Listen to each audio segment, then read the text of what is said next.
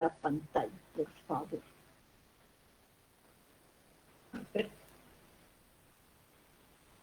Ahí. ¿Se ve el YouTube? No. Ah, sí, ahora sí. Sí, se ve. Se ve.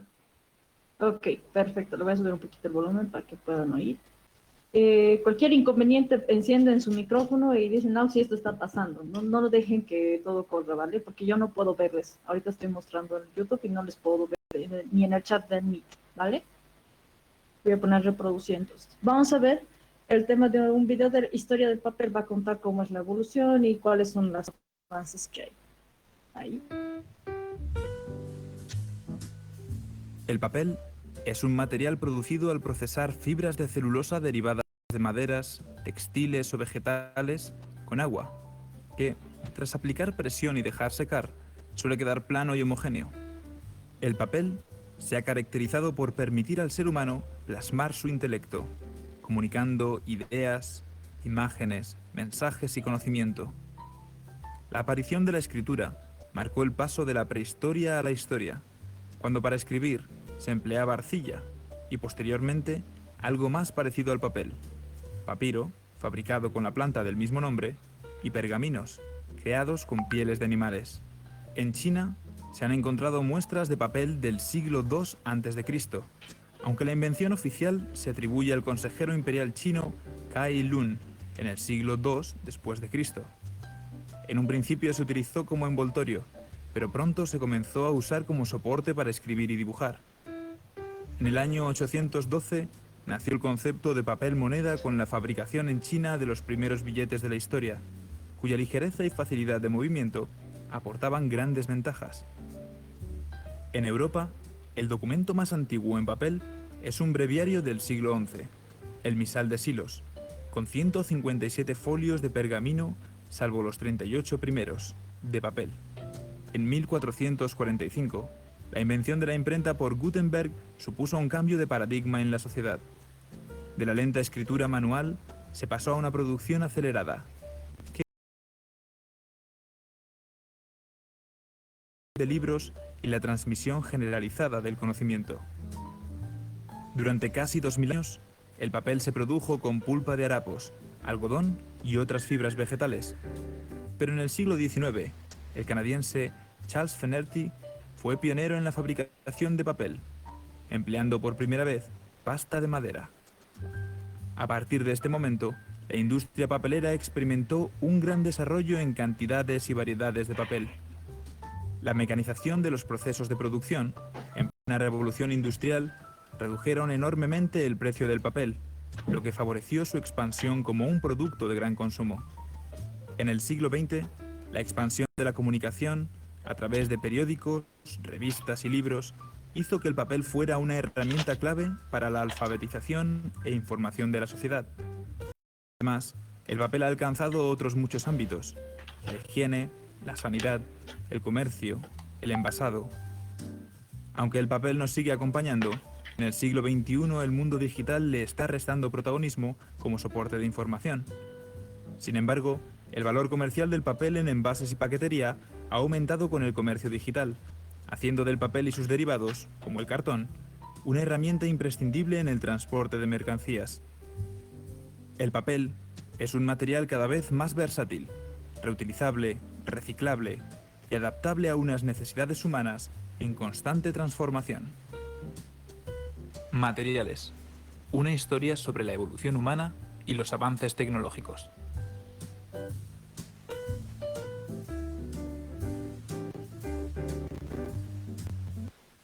Vale, este fue uno de los primeros videos. Si pueden, anótense algunos apuntes en sus cuadernos o en el tema del Word, que probablemente tal vez ya suspendamos el tema del control de lectura, entre comillas, que vamos a cambiar la dinámica, ¿no? Lo habíamos mencionado en la anterior clase, que todavía no hemos definido, pero si se guardan los apuntes, sí les va a servir, ¿no?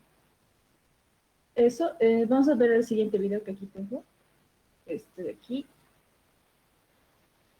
Un poquito de...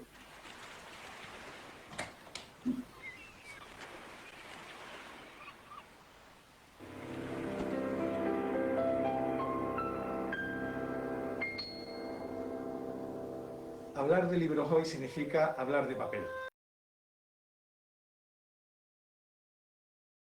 Pero que sin embargo logró romper la hegemonía que durante miles de años mantuvieron el pergamino y el papiro como soporte de escritura. El papel nació en la antigua China y tardaría más de 1000 años en llegar hasta nosotros. En el año 105 a.C., el ministro chino Cai Lun consiguió fabricarlo al prensar y secar una mezcla de fibra de algodón, corteza de bambú y cáñamo. Comenzó a utilizarse para la escritura oficial y se declaró secreto el proceso de fabricación. Durante 8 siglos solo fue usado por los escribas chinos. Los monjes budistas rompieron el secreto y lo llevaron en el siglo VII hasta Japón y Corea. A mediados del siglo VIII, los árabes conquistaron la mítica Samarcanda y lograron hacer prisioneros a un grupo de chinos que sabían fabricar papel. Les arrancaron su secreto y extendieron el uso hacia Medio Oriente. Durante varios siglos, Damasco y Bagdad fueron los mayores centros productores. El papel entró en Europa a través de España hispano-musulmana, conocida entonces por Al-Ándalus, traída por los comerciantes árabes. Los primeros centros de fabricación en Europa se instalaron en Córdoba y en Játiva, logrando producir papel de gran calidad. ¿Cuál era el mejor soporte para la escritura? ¿El papel o el pergamino? Algunos eruditos prefirieron seguir escribiendo su obra en pergamino, por considerarlo más duradero, pero el papel se demostró más económico, también muy duradero, y se extendió por el resto de Europa. Los italianos comenzaron a fabricarlo en Fabriano, un siglo después que se hiciera en Játiva, introduciendo importantes mejoras técnicas como el molino de mazos frente al tradicional molino árabe. Tras la invención de la imprenta, se abandonó el pergamino y se produjo una explosión en la demanda de papel. El papel, humilde material de reciclado de trapos viejos, había derrotado al pergamino de piel. En aquellos primeros tiempos, el papel de mejor calidad era el procedente de los tejidos usados. Unos mercaderes especializados compraban trapos viejos en las ciudades. Estos trapos se clasificaban según su calidad y se arrojaban en grandes pilas con agua, donde se dejaban pudrir a través de un proceso de fermentado de unas 5 o 6 semanas de duración. La pasta que sostenía era triturada, blanqueada y vertida en moldes que después se prensaban. Una vez secas, se encolaban y se pulían. En el siglo XVIII se hizo necesario desarrollar una materia prima alternativa. Esta vez, los hombres aprendieron de los insectos. En 1719, el científico francés Rémor descubrió que las avispas, a partir de fibras vegetales y con ciertas secreciones, producían un material muy similar al papel para realizar la celda de sus avisperos. Era la primera evidencia del papel de madera. Durante un siglo se hicieron diversas patentes de papel producido a través de fibras vegetales o de sus mezclas con trapos. Al final, la celulosa venció y hoy en día el material más usado es la pasta de celulosa procedente de árboles de crecimiento rápido como el eucalipto.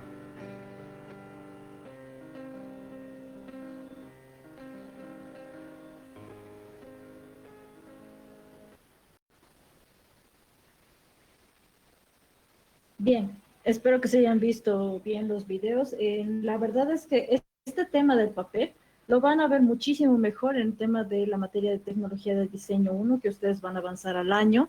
Sin embargo, un poco de conocimiento previo creo que les va a hacer muy bien y les va a sentar ahora que estamos viendo este tema de la evolución de los soportes, ¿no? Hablando un poco del tema del papel, quédense tal vez con dos cosas muy importantes de los videos. La mención de cómo es que llega el papel hasta Europa, que en realidad pasa lo mismo que los tipos móviles, ¿no? Surgen en el año 1000 aproximadamente. ¿Y qué pasa? Tardan todavía 400 años todavía o 500 aproximadamente para llegar al tema de Europa y poder expandirse y recién ser utilizado. Y ojo, que incluso que cuando llegó el papel, como han escuchado, algunos todavía seguían utilizando o preferían el tema del pergamino por su resistencia y su dureza, ¿no?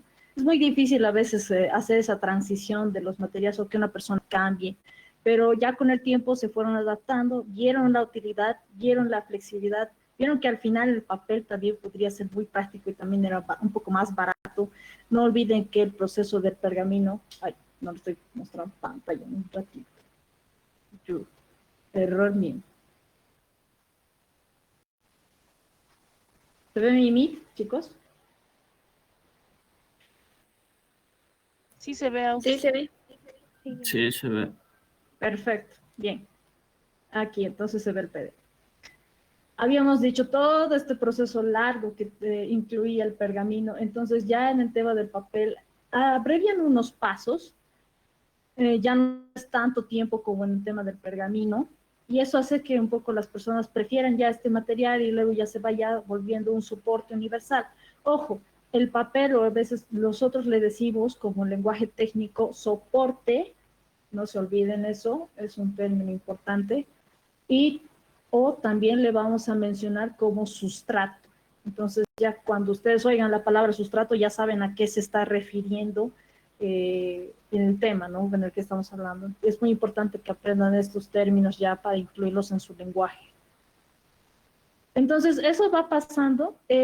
Como les digo, en el tema de tecnología van a ver incluso cómo se hace el papel, cuál es su proceso, en qué máquinas, cómo fueron la elaboración, porque al principio se hacía de tema manual y luego ya después fueron haciendo máquinas industriales para ello.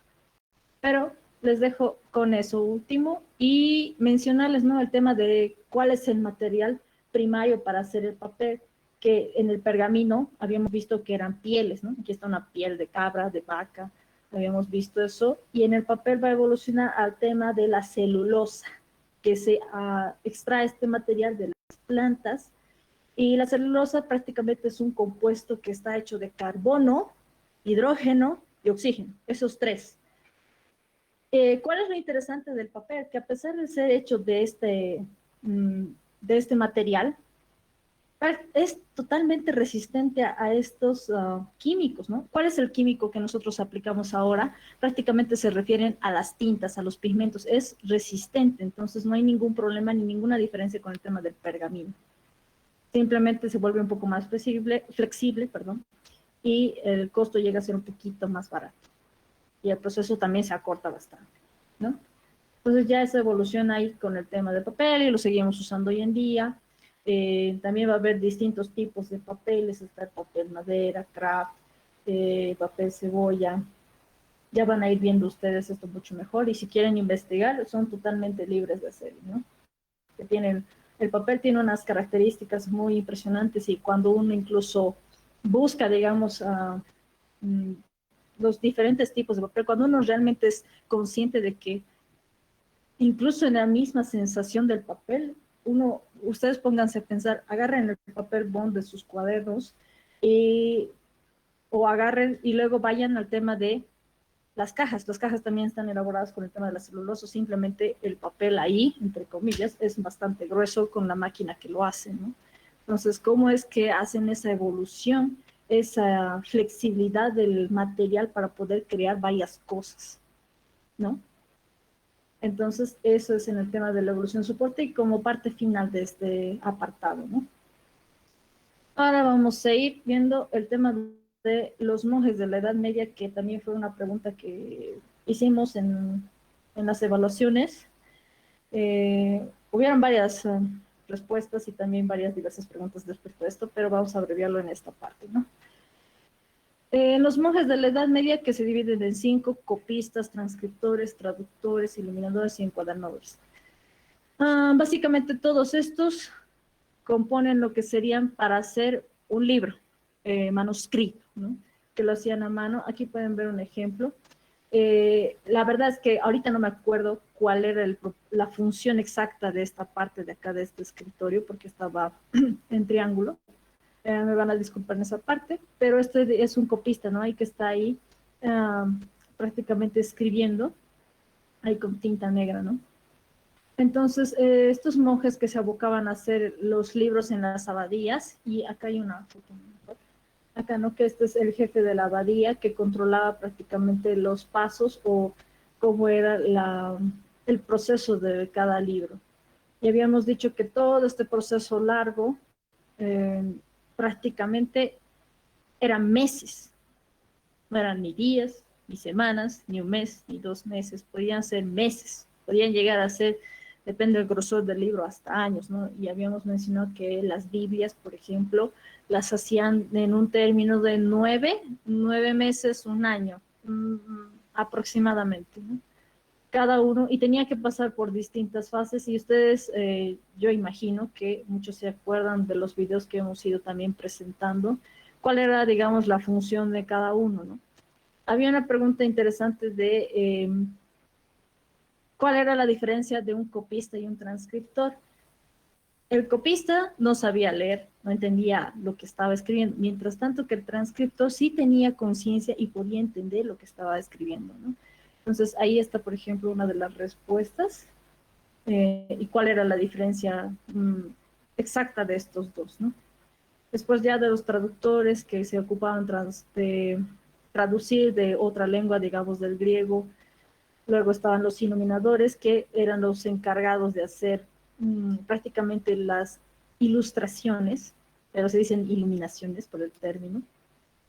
Y luego los encuadernadores, que se encargaban de costurar los libros y hacer prácticamente el tema final de la presentación final, ¿no? Eso un poco ahondando con el tema de los monjes.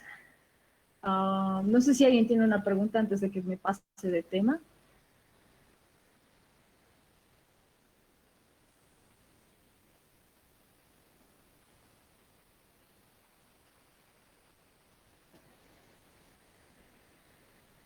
Bueno, entendido todo, todo claro. Buenas noches, Auxi. Tal vez aumentando lo que decía, ¿no? Recuerdo que la que nos explicó la mesa donde copiaban los copistas, donde para que escriban recto, de ahí de un costado tiraba de un guato o algo, una línea. Un guato era así, me equivoco. Sí, Y, perdón, muchas gracias, me hiciste el recuerdo, es verdad. Acá, por ejemplo, tenían atadas unas cuerdas, creo que porque lo corté la imagen, no puedo ver, eran como unas pitas, unos hilos, sí, ajá. unos hilos, y aquí colgaba una piedra, ¿no? Eran como márgenes, primero establecían el margen, miren que acá no está empezando del filo de la hoja, ¿no? Del pergamino, perdón. Entonces, aquí con ese hilo establecían un margen y ahí escribían. Y aquí incluso tienen unas rectas que ya hacían. Estas rectas, por ejemplo, las hacían con el tema del rascarium. Era un palito que era recto. Esto de los márgenes sí se hacía en esta mesa. Eso, muchas gracias. Creo que es Abigail la que contestó. No estoy reconociendo la voz. Sí, estoy Ya. respondiendo. Perfecto, Abigail. Muchas gracias. ¿Ven? Hasta a mí se me pueden pasar los datos. Listo. Entonces, ninguna aclaración más. Incluso pueden aumentar ustedes información, chicos. ¿No? Bueno, voy a continuar entonces. Mira, me había olvidado esta diapositiva más, ¿no? Esta es una página en realidad de cómo es el libro de los medievales. Pero lo había puesto en realidad para que podamos ver luego el siguiente tema, que era el de la Biblia de Gutenberg, para que vean un poco las diferencias o un poco cómo era la composición. Y que habíamos llevado también acá como temas sobresalientes, ¿no? El tema de las tintas naturales que hacían ellos a base de carbón, a base de minerales, estos colores rojizos, azulados del lapislázuli o el negro del carbón, ¿no?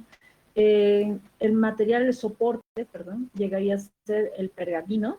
Y luego hemos visto el tema de las letras capitales, que también era una pregunta, ¿no? ¿Cuál era la función o para qué servían prácticamente estas letras?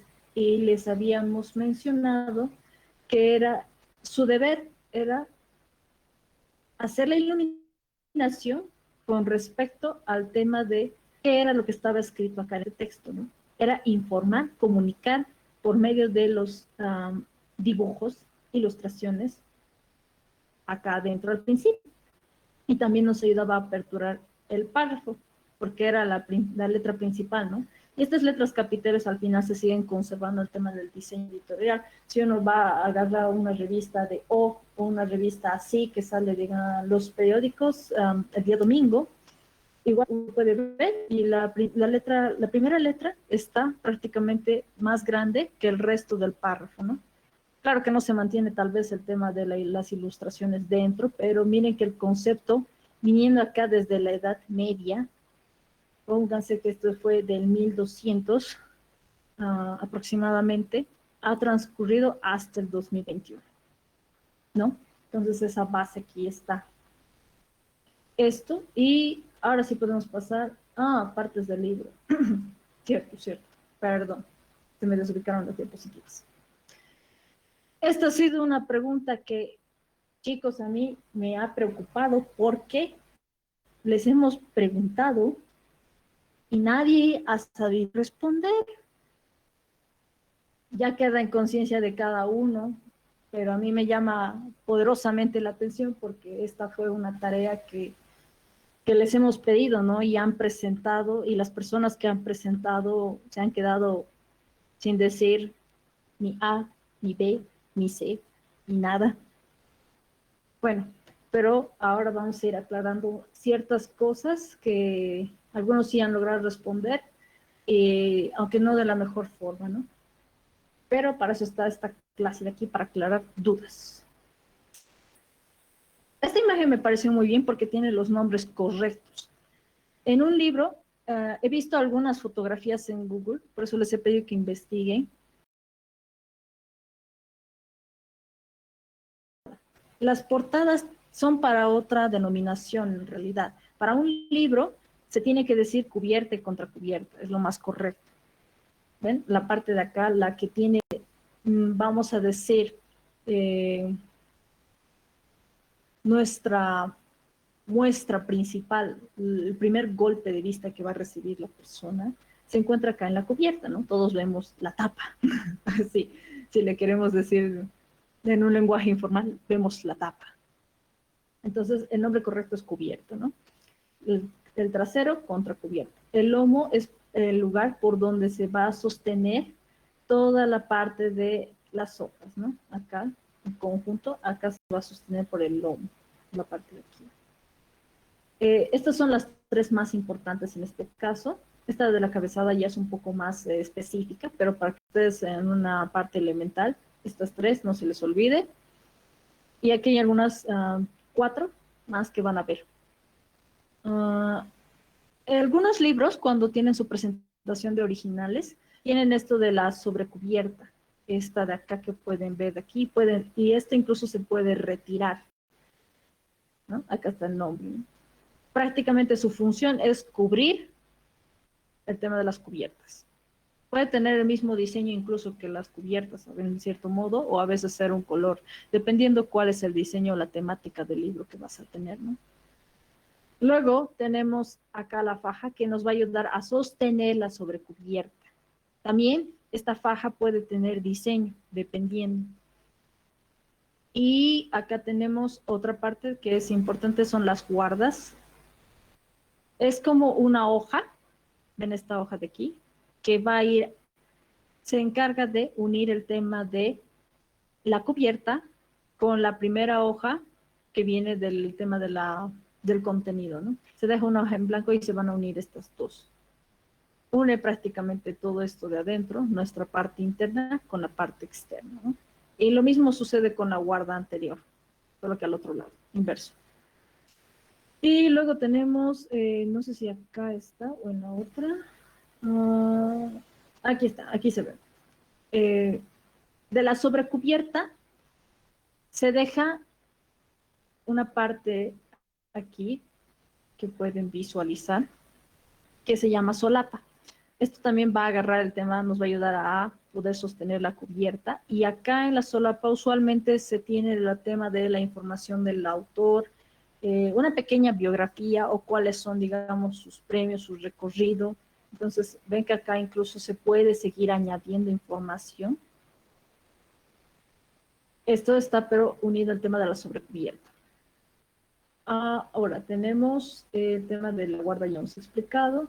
Aquí está, portadilla y portada. La portadilla es como un antecedente de la portada, ¿no? Tiene algunos datos, pero aquí en la portada es donde va a llevar, digamos, el título de la obra que tiene, ¿no?, por nombre en la cubierta.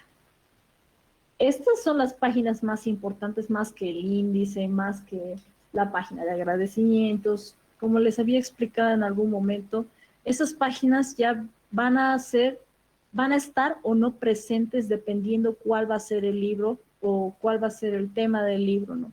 No es lo mismo un libro de cocina, que hemos dicho, que un libro de medicina o que un libro de lingüística. Entonces ya esas cosas van a hacer variar algunas secciones del libro en la parte interior, ¿no? Hablando, en la parte exterior ya podemos ver cuáles son las partes y ustedes van a poder responder cuál. cómo se llaman ciertos elementos, ¿no? Esto por el tema de las partes del libro. ¿Alguna pregunta hasta aquí? ¿Alguien tiene dudas existenciales?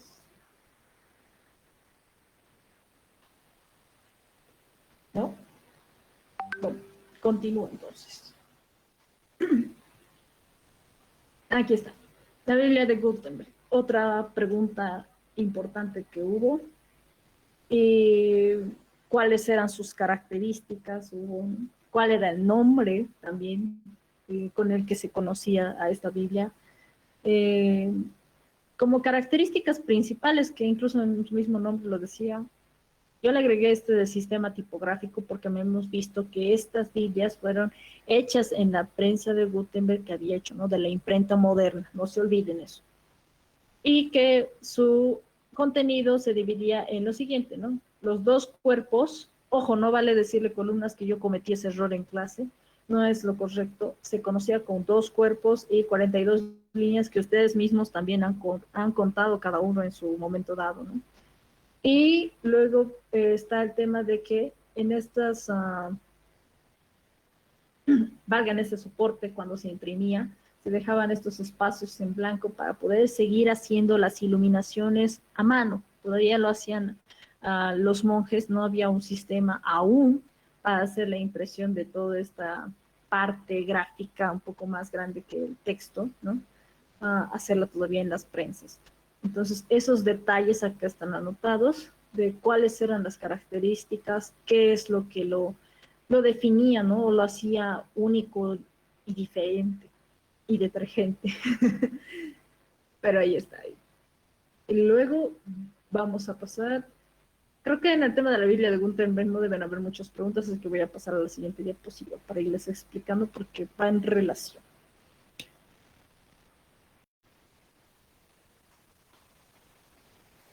Un segundito, perdón.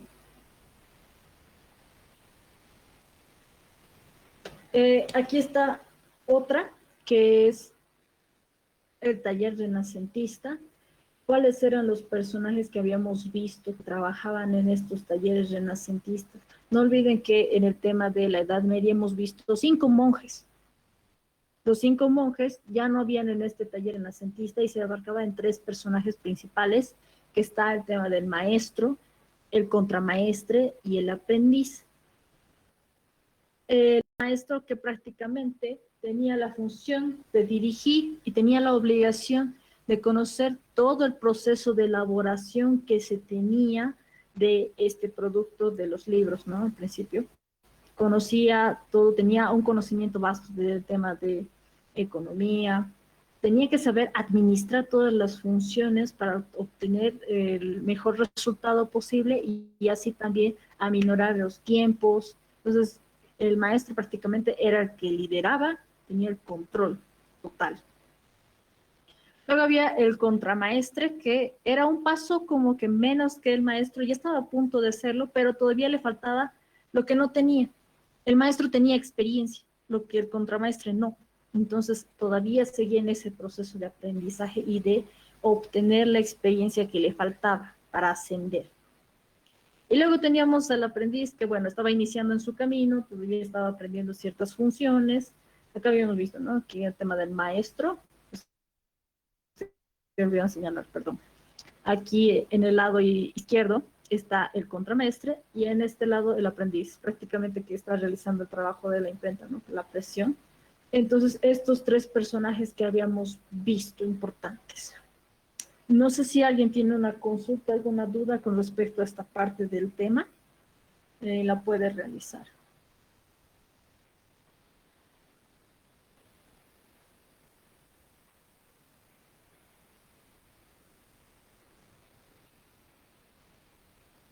¿No? ¿Todo claro? ¿Todo? Ojalá fuera así.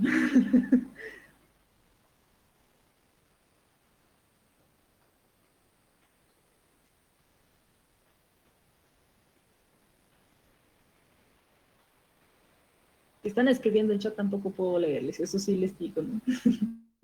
Pero al que calla otorga. Vamos a pasar a la siguiente diapositiva. Oh, las de Luca Pacioli y la tipografía que habíamos visto, y había habido también una tarea que han presentado ustedes mismos, ¿no?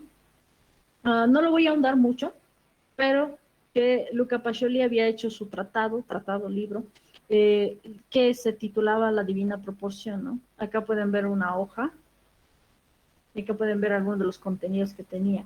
Básicamente el libro trataba de cómo elaborar ciertas tipografías, o bueno, componer, hacer, usando la sección áurea. En sus escritos era cómo se construía estos elementos a base de esa regla áurea, ¿no?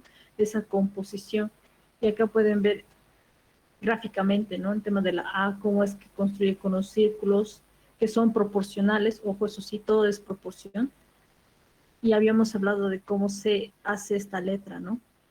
Que muy pocos han podido tal vez aprender realmente cómo se hacía, pero bueno, eso es lo que trataba, ¿no? Del tratado de la Divina Proporción, tratado o libro, ojo con eso. Y a ver, ¿qué sería esta parte? Perdón. Lo último que habíamos visto y también entró fue cuál fue la importancia, por qué se estudia a Leonardo da Vinci en el tema del diseño gráfico, ¿no? Y es que si bien Leonardo da Vinci tenía como 15 profesiones, 10, 15 profesiones, y la que más sobresale, ¿no? El tema de un ingeniero, un artista, también nos sirve muchísimo en el área porque estudia el tema de las proporciones humanas, hizo una observación de estos rasgos humanos, ¿no? Porque para hacer sus pinturas tuvo que observar, no es lo mismo ver que observar, ¿no? Creo que en taller ya les explicaron esta diferencia, que en uno le tienes que poner más atención, tienes que ser consciente de cuáles son los elementos que definen cierto tema, por así mencionarlo, ¿no? Entonces, al utilizar esa observación, primero que nosotros también la vamos a usar en un momento cuando hacemos nuestra aplicación de trabajos, eso es lo que rescatamos de Leonardo da Vinci, una cosa. Dos, está el tema de la perspectiva, que creo que está aquí en la siguiente diapositiva, ¿no? Esta pintura, que las mostramos a algunos, ¿qué se podía rescatar de esta pintura, ¿no? El tema del uso de la perspectiva, no pude colocar la otra imagen que era del fondo, pero no sé si recuerdan que hemos visto esta parte de acá, es la pintura de la Anunciación, cuando el ángel le va a decir a la Virgen, ¿no? Que va a tener un hijo, y que luego, después, en la siguiente pintura que hace Leonardo, hace un acercamiento o una plasmación artística de esta zona de acá, como si estuviéramos yendo hacia ahí y nos muestra lo que estaba oculto ahí dentro, ¿no? Y así hemos visto en otra pintura más, pero esta creo que fue la que más destacó, sinceramente. Y ese es por el lado de la perspectiva, ¿no? Que se usó en el tema del Renacimiento.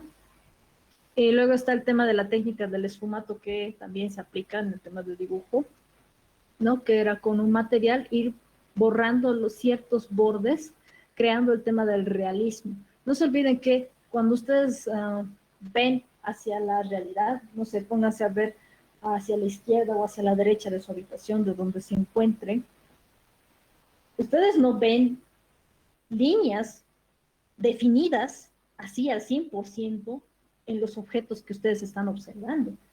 Quizás en el color les han explicado lo mismo con el arquitecto Jawar, pero no ven esas líneas, así no es como en las caricaturas, en las ilustraciones que tiene un borde negro, realmente ahí hay de contorno, no, todo va definiéndose ahí por el tema del color y aparte por ese desenfoque que había. Entonces, eso es lo que intenta aplicar un poco en la técnica del esfumato, haciendo un poquito difuminando estos bordes para aplicar ese realismo que había.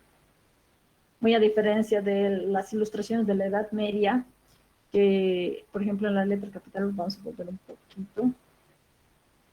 Bueno, incluso esta es una ilustración de la Edad Media, ¿no? ¿Ven? Tienen contornos negros, tienen líneas negras, ¿no? Entonces, eso desaparece en el tema del Renacimiento y, ay, se me colgó, perdón. Viajamos o evolucionamos a esto de acá. ¿no? Entonces, por esa parte es también interesante el tema de la técnica de esfumato que empleó Da Vinci. Y luego está el tema de capturar movimiento. No he puesto la diapositiva. Bueno, esta parte de capturar el movimiento la puse cuando observamos el tema de las ilustraciones que tenía en su cuaderno, ¿no? Que no se detenía a borrar, prácticamente dibujaba y a veces iba terminando y luego dibujaba a veces otra cosa encima incluso, ¿no? Y todo ese conjunto de rasgos o de trazos que hacía, perdón, creaba esa sensación de movimiento en sus ilustraciones, ¿no? Entonces, esa parte, y a nivel general, hablando de Leonardo da Vinci y de su carácter con el tema del Renacimiento, es cómo es él mismo. No se detuvo, siguió evolucionando, por así mencionarlo. Era muy adelantado a la época porque todavía estaba esto del Renacimiento, se estaba cambiando de la Edad Media, que era un pensamiento cerrado, que prácticamente solo se centraba en el tema de Dios, y ahora acá entraba en acción el tema del hombre. Entonces, ese mismo pensamiento de él por querer progresar y seguir avanzando es lo que se rescata para que un diseñador sea lo mismo. Nosotros a veces parecemos incluso adelantados en nuestra época y es eso, ¿no? Tenemos que seguir avanzando en las cosas que creamos, aunque no parezcan adecuadas para la época, ¿no? Ojo, también siempre viendo los temas de teoría que les van a ir enseñando en el tema de, con el arquitecto Germán, si no estoy equivocada. Entonces, esa es la actitud y las cosas que se van rescatando de Leonardo, ¿no? Hasta aquí vendría el tema del repaso de las preguntas que fueron del segundo parcial. Si alguien tiene alguna pregunta, duda, la puede hacer en este momento, ¿no? Ya habríamos concluido esta parte.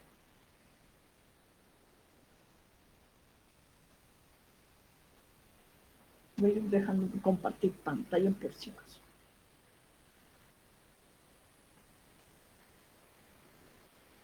O todo está claro. Me están haciendo emocionar, muchachos.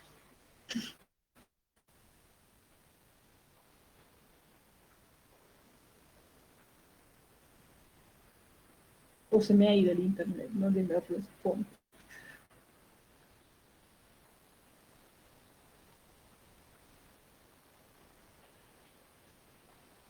Creo que está...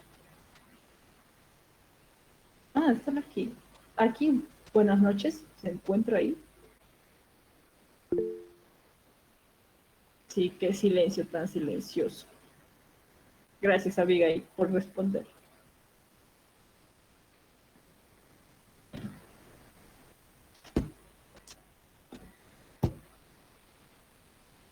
Me han visteado, feo.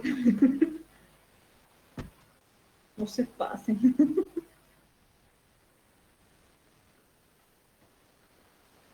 ¿Auxiliar? ¿Sí, Rodrigo? ¿Qué tal, qué tal? Yo tengo una pregunta, pero es del papel. Dime. Es con respecto a los videos, o sea, el papel, ¿en qué periodo? ¿En qué periodo apareció así, como evolución así? Como evolución. No sé si habrás escuchado, pero se menciona que prácticamente, igual que lo mismo que los tipos móviles sucede, ¿no? ¿Te creen? Casi ya lo tenían los chinos el año 1000 aproximadamente. ¿Qué pasa? Que no, todavía lleva un tiempo hasta llegar a Europa y todavía llega en el tema del Renacimiento y les había dicho que incluso no se llega a usar ese mismo momento porque todavía estaba el tema del pergamino, ¿no?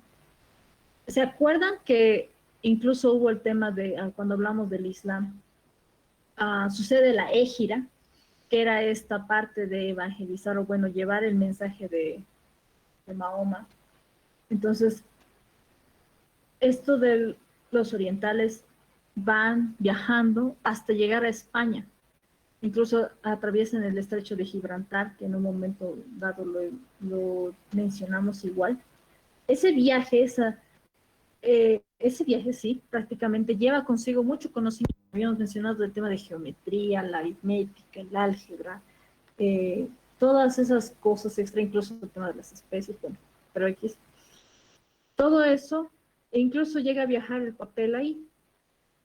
El papel ahí recién con ellos llega a hacer su aparición, sus primeras apariciones, y ya después, viendo los procesos o ya viendo, adquiriendo todos esos conocimientos, recién se llega a emplear en ese tiempo del Renacimiento, sus apariciones, ¿no? Eso sería más o menos la respuesta, Rodrigo. Ah, ok, ok. Ok, Auxilia, muchas gracias. Ya, perfecto. Como les digo, esto van a ahondar incluso muchísimo mejor en tecnología del diseño. La verdad es una de mis materias favoritas, para ser sincera. Incluso les van a hablar de los tipos de papel, cuáles son las apariciones de China con el tema del papel. No les quiero complicar, aunque me gustaría explicarles demasiado, pero prefiero que lleguen hasta ahí con el arquitecto Pérez. Les voy a enseñar muy bien. Bien, ¿alguna otra consultita o nada?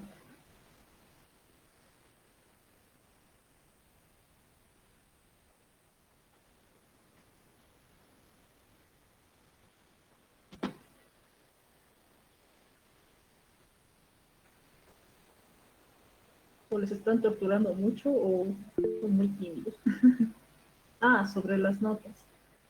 Sí, yo creo que eso todavía mañana, Alexia. Personalmente ahora no las tengo conmigo, así que eso mañana hablaremos, por favor.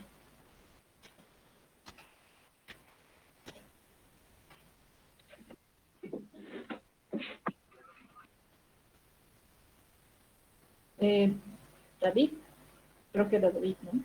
Ah, está. David, ¿necesitabas algo?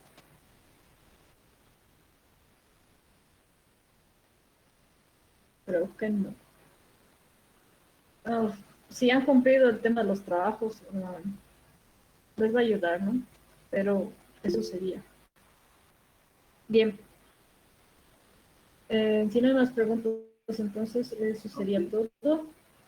Sí, Rolly, Una pregunta. La dime. imprenta del alemán Johann Gutenberg también es Ujú. conocido como el padre de la imprenta. Me llamó Sí, ese título que algunos ponen. Usted sabe, no, algunos aluden de que las diferentes imprentas que surgen en esos periodos, siempre hay la crítica interna y la crítica externa, ¿no? Algunos aluden la tutoría de la imprenta, otros creo que siempre hay la controversia, ¿no? Creo que hace alusión no me acuerdo, con el chino, no me acuerdo que se llama el chino, el japonés. Chino Vision, sí. Sí, dicen, en ese aspecto me llamó la atención. Bueno, puede ser que sea el padre de la imprenta, pero nosotros habíamos aclarado esta relación nuestra, que los primeros esbozos, las primeras ideas nacieron con Vision en el año 1000, y luego este conocimiento llega a aparecer otra vez. ¿Qué hace Gutenberg? Perfecciona el procedimiento con el tema de la imprenta. Por eso se dice el tema de la evolución, o bueno, la creación de la imprenta moderna, ¿no? Pero bueno, ya depende mucho de los historiadores cómo es que van mencionando también estos temas, o cómo le atribuyen los títulos, ¿no? Eso. Bien, entonces, si no hay nada más, chicos, lo daríamos por finalizada, concluida la clase el día de hoy. Pueden irse retirando entonces. Nos vemos el día de mañana. Gracias. Gracias, Fanny. Hasta luego, Auxi. Gracias. Hasta luego, sí. Buenas noches, chicos. Hasta luego, Auxi. Hasta luego, sí, Hasta gracias. luego, sí.